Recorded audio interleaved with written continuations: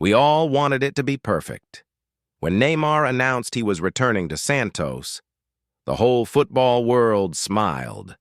It felt like the script was written. The king, returning to his castle. The prodigal son, coming home to save his boyhood club from the darkness. We imagined the goals. We imagined the dances. We imagined him lifting Santos back to glory, just like he did in 2011. But football doesn't care about your fairy tales. Instead of a dream, it has been a nightmare, a complete and total disaster, injuries, relegation battles, the fans turning on him, the media tearing him apart. Reports are now confirming the worst-case scenario. His body is struggling to keep up with the physicality of the Brazilian league.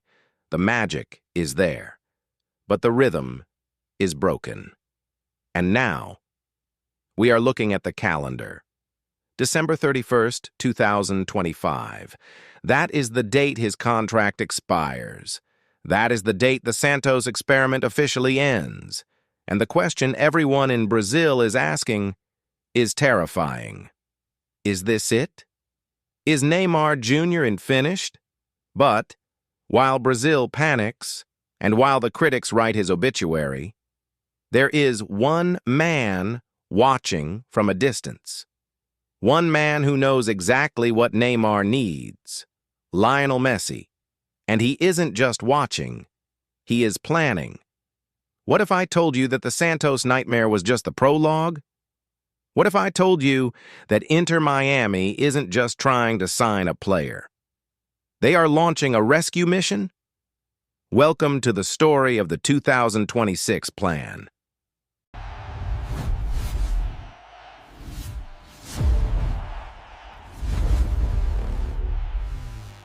To understand why Miami is the only option left, we have to be honest about where Neymar is right now, physically and mentally. Think about the last 3 years. Paris, Saudi Arabia, Brazil. It has been a cycle of pain, ACL tears, hamstring issues, meniscus problems. Every time he tries to stand up, he gets knocked down again. And you can see it in his eyes. The joy, that famous Joga Bonito smile. It's fading. The Brazilian league is brutal. It is physical. The defenders there treat Neymar like a piñata. They hit him to hurt him. If he stays in Brazil, or if he tries to go back to a high-pressure European league, he risks a career-ending injury before the one thing he wants most, the 2026 World Cup. You have to remember, that is the only thing that matters to him now. He doesn't need money. He has millions from Al Hilal. He doesn't need club trophies. He won the Champions League. He needs the World Cup. It is the one hole in his legacy. But he cannot get fit for a World Cup while fighting a relegation battle in the mud in Brazil. He needs protection. He needs a system that manages his minutes. He needs a league that protects its stars. He needs Major League Soccer. Critics will say the MLS is too easy. But for Neymar right now, easy is exactly what the doctor ordered. He needs to rediscover his confidence. He needs to touch the ball 100 times a game without worrying about a defender breaking his ankle. This is where the Miami narrative flips. People think Miami wants Neymar for the marketing, and yes, that is true. But Neymar needs Miami for his survival. Now, let's connect the dots, because the clues have been dropping for weeks. Clue number 1, Javier Mascherano. When Tata Martino left Inter Miami, the board didn't just hire a random tactician. They hired the little chief. Mascherano isn't just a coach. He was the glue of that Barcelona dressing room. He was the big brother who protected Neymar when he first arrived in Spain. Do you think Mascherano took this job just to coach in Florida? No. He took this job to manage a super team. He knows Neymar. He speaks his language. He knows how to handle the ego, the parties, and the pressure. Clue number 2, the friendship. We saw what happened to Neymar at PSG when he was alone. We saw what happened in Saudi Arabia. Neymar plays his best football when he is happy, and when is he happiest? When he is flanked by Lionel Messi and Luis Suarez. This isn't just about tactics. It's about psychology. Imagine Neymar walking into a locker room and instead of strangers, he sees his brothers, he sees Busquets, he sees Alba. It becomes a safe house, a place where the media pressure disappears, a place where he can just be Ney. Luis Suarez just signed a contract extension for 2025. Why would a man with chronic knee pain sign up for another year of travel and turf fields? Because he knows the band is getting back together. Suarez stayed because he knows who is coming. But we have to talk about the business, because there is always a critic who says, "They can't afford him! The salary cap!" Let me explain why that is wrong. On January 1st, 2026, Neymar Jr. is a free agent.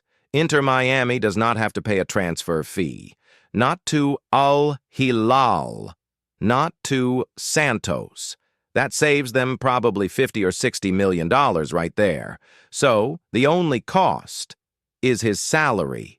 Now, you might ask, how can they pay him when they already have Messi? 2 words. The World Cup. The 2026 World Cup is happening in the United States. The MLS and Apple TV need a poster boy for the tournament. Messi is the face of the league. But Neymar? Neymar is the face of the culture.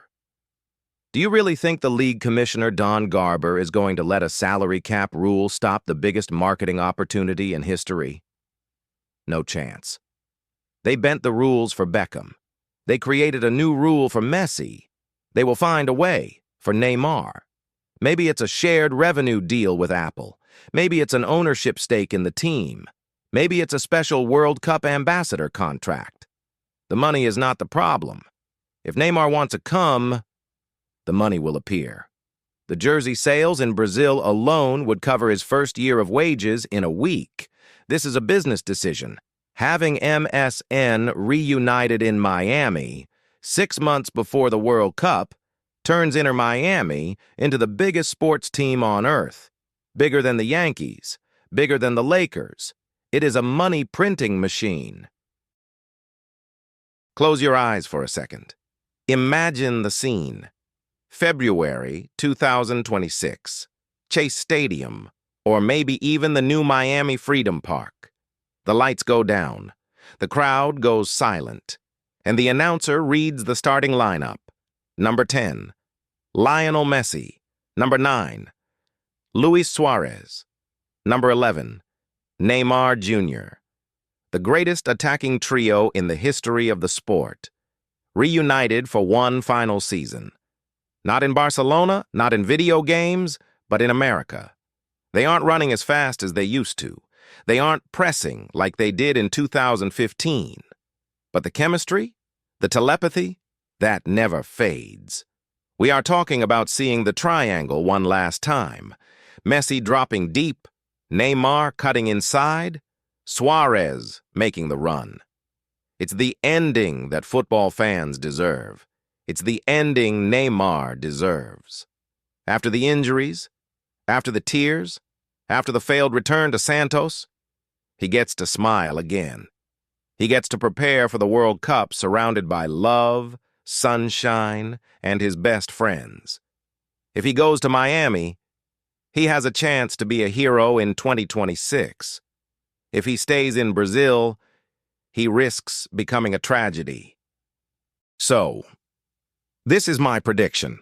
The Santos chapter closes on December 31st. It was a nice idea, but it didn't work.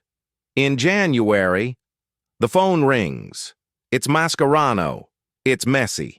And Neymar gets on the plane, but I want to know what you think. I know there are a lot of Brazilian fans watching. I know there are Santos fans watching. Is this the right move?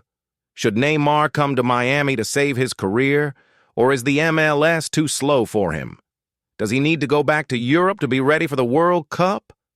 I want to see the debate in the comments. Drop a yes if you want to see MSN back together. Drop a no if you think he should retire at Santos. We will be tracking every single rumor, every single leak, and every single update on this channel. So make sure you hit that subscribe button. You do not want to miss what happens in January. The rescue mission night is about to begin. Peace.